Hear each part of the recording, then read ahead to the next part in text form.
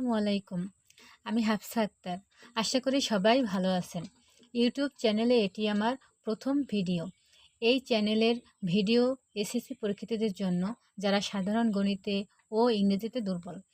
এই ভিডিওতে আমি আপনাদের দেখানোর চেষ্টা করব কিভাবে সাধারণ গণিতের পরিসংখ্যান অধ্যায়ের প্রশ্নগুলো সহজে করা যায়। এই ভিডিও দেখলে যারা এসএসসি 25-এ গণিতে খারাপ করেছো এবং যারা এসএসসি 2026-এর পরীক্ষার্থীদের জন্য বেস্ট ভিডিও। আমি চেষ্টা করব আপনাদের ভালো মতো বোঝানোর। যদি কারো বুঝতে সমস্যা হয় কমেন্ট বক্সে জানাবেন। নিয়মিত গণিত ও ইংরেজিতে ভিডিও এই চ্যানেলে আপলোড দেওয়া হবে। অবশ্যই চ্যানেলটি লাইক, শেয়ার, কমেন্ট এবং সাবস্ক্রাইব করতে ভুলবেন না। এবার পরিসংখ্যান অঙ্কগুলো করতে হলে এটা জানতে হবে, তাহলে এই অধ্যায়ের সূত্রগুলো।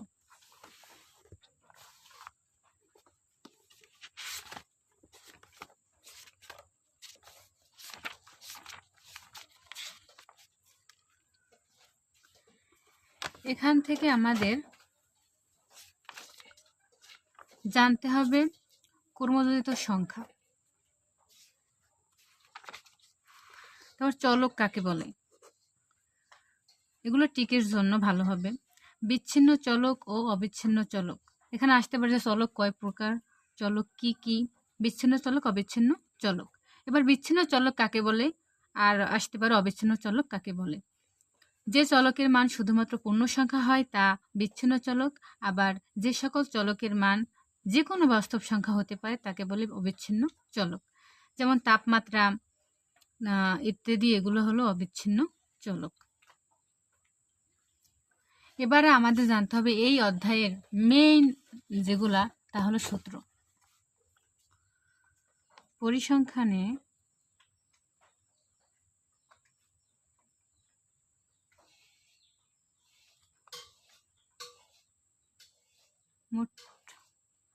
মোট 3টি সূত্র আছে।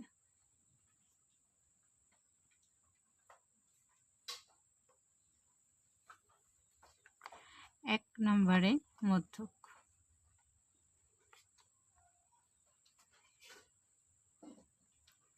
L plus n/2 minus FC into H/FM। এখানে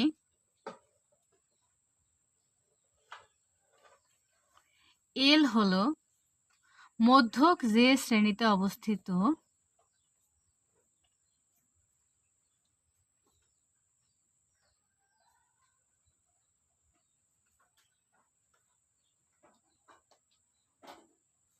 তার নিম্ন সীমা।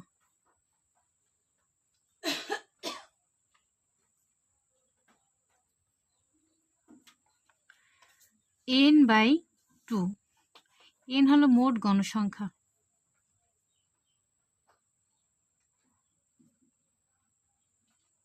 বাই 2। FC হলো যে শ্রেণীতে মধ্যক অবস্থিত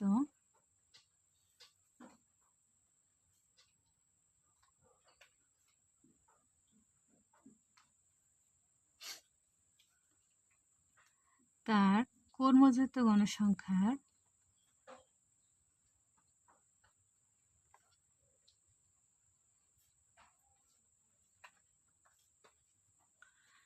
আগের গড়ের সংখ্যা।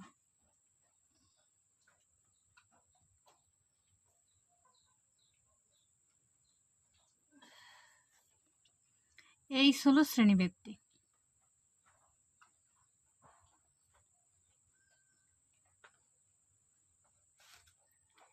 FM হলো মধ্যক শ্রেণীর গণসংখ্যা।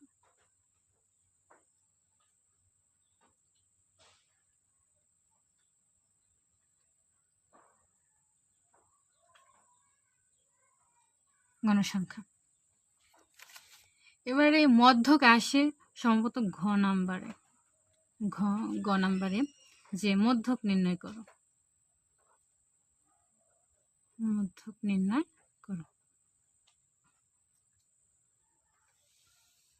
মধ্যক সম্পর্কিত আরো যেসব প্রশ্ন আছে তা হলো 1 নম্বরে মধ্যক শ্রেণীর মধ্যবিন্দু নির্ণয় করো।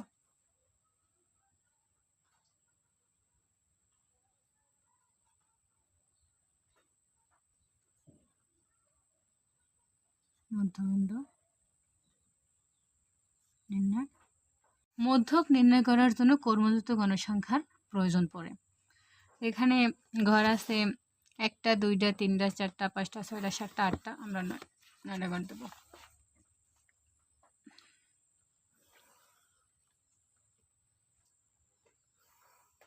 1 2 3 4 5 6 7 8। শ্রেণীব্যক্তি গণসংখ্যা ক্রমযোজিত গণসংখ্যা, ক্রমযোজিত গণসংখ্যা গড়।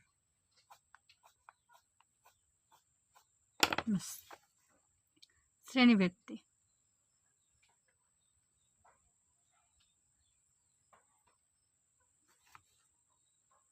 গণসংখ্যা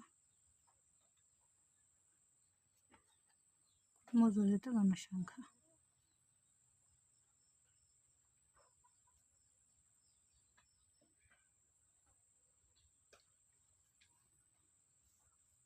একত্রিশ থেকে 40, 41 থেকে 50, 51 থেকে 60, 61 থেকে 70, 71 থেকে 80, 81 থেকে 90, 91 থেকে 100। গণসংখ্যা দেওয়া আছে 6, 8, 10, 12, 5, 7, 2। এবার কর্মযুক্ত গণসংখ্যা অনেক সময় আমরা যোগ করি, কিন্তু ক্যালকুলেটরে একবারই করা যায়। যেমন এই 6 যোগ 8 14, তারপর আবার যোগ 10 24 যোগ 12 36 যোগ 5 41 যোগ 7 48 যোগ 2 50। এখানে এনের মান 50। মধ্যক শ্রেণী নির্ণয় করতে হলে আমাদের প্রয়োজন পড়ে এখানে n/2, এনের মান 50/2 আছে 25। এই n/2 এর মান কর্মযোজিত গণসংখ্যার যে গড়ে থাকবে। 24-এর গড়ে 25 থাকে না, যেহেতু তার জন্য 36-এর গড়েই 25 আছে। এই কারণে মধ্যক শ্রেণী হবে 61 থেকে 70, অর্থাৎ মধ্যক শ্রেণী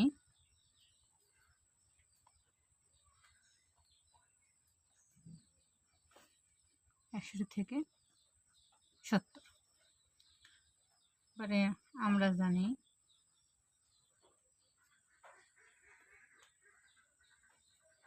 মধ্যক a plus n/2 minus fc into h/fm. Here